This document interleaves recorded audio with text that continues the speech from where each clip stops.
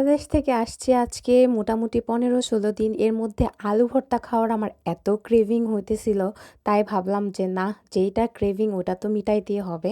চলে গেলাম ডায়োমার্টে আর নিয়ে আসলাম আলু, সাথে অনেক বাজার করছিলাম যদিও। সো এখান থেকে ২ টা আলু নিয়ে নিছি আমি। এখন সুন্দর করে সিদ্ধ করে একদম দেশ থেকে আমি মরিচ নিয়ে আসছি, ওগুলো দিয়ে ভর্তা করব। সাথে সরিষার তেলও কিন্তু নিয়ে আসছি। সো আলুটাকে একটু ছোট, ছোট করে দ্রুত কেটে দিচ্ছিলাম যাতে তাড়াতাড়ি হয়ে যায়। যাতে করে বেশি, বেশি ঝাল দিয়ে আলু ভর্তা দিয়ে তাড়াতাড়ি ভাত খেতে পারি। তাই ছোট, ছোট স্লাইস করে সুন্দর করে একদম সিদ্ধ বসায় দিব।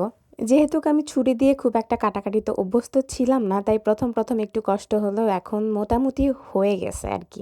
চর্চায় থাকলে যেটা হয়, এখন হচ্ছে আমি শুকনা মরিচগুলো তেলের মধ্যে ভাজা, ভাজা করে নিব। আমি বেশ খানিকটা শুকনা মরিচ নিচ্ছি যাতে একদম ঝাল, ঝাল লাল, লাল হয়। যদিও এখানকার আলুটা আমাদের আলুর মতন, বরিশালের আলুর মতন আঠালো না। মানে ভর্তা করলে একটা আঠা, আঠা ভাব আসে না? ওই জিনিসটা আসে না। একদম বেলে, বেলে আলু। যাই হোক, তারপরও ক্রেভিং মিটছে। অতটা টেস্ট বাংলাদেশের মতন না হইলেও মোটামুটি ভালোই। এখানে বেশ খানিকটা আমি পেঁয়াজ কেটে নিব। আমার একটা পেঁয়াজে না অনেক দিন চলে যায়, লাইক ২-৩ দিন। কারণ পেঁয়াজগুলো অনেক বড়। সো এখানে যতটুক পারছি আমি একদম পাতলা, পাতলা করে কেটে নিছি। কারণ খুব একটা ভালো আমি এখনও ওইভাবে ছুরি দিয়ে কাটাকুটি করতে পারি না। যতটুকুন পারছি একদম পাতলা, পাতলা করে কাটার ট্রাই করছি। বেশি পাতলা, পাতলা করে কাটলে না মরিচের সাথে ডললে পেঁয়াজটা একদম নরম হয়ে যায়।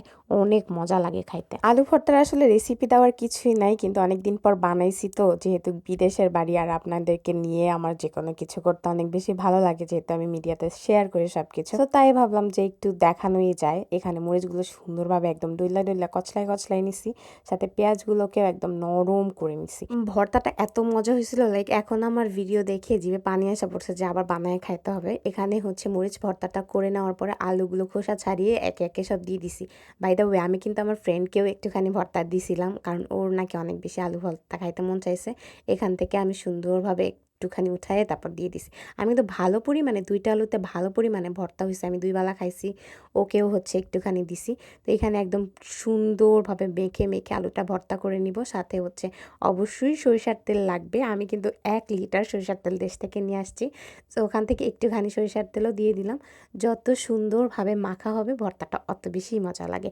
আপনারা জানেন যদিও, এটা কিছুই বলার নাই, বাট অনেক দিন পর আলু ভর্তা খাইতেছি তো, তাই আনন্দের ঠেলায় ভিডিও করে আপনাদের মাঝে আপলোড করে দিলাম। নিয়ে নিছি গরম ভাত, যদিও ভাত একদমই স্টিকি, কিন্তু কিছুই করার নাই। আলু ভর্তার সাথে খেতে খুব একটা খারাপ লাগে নাই। আঠালো, আঠালো যদিও ভর্তাটা হয় নাই, বাট ভাত যেহেতু আঠালো ছিল, সো মিলেমিশে একদম ২ টাই আঠালো হয়ে গেছে। আচ্ছা, খেতে, খেতে বিদায় নিচ্ছি। বাই।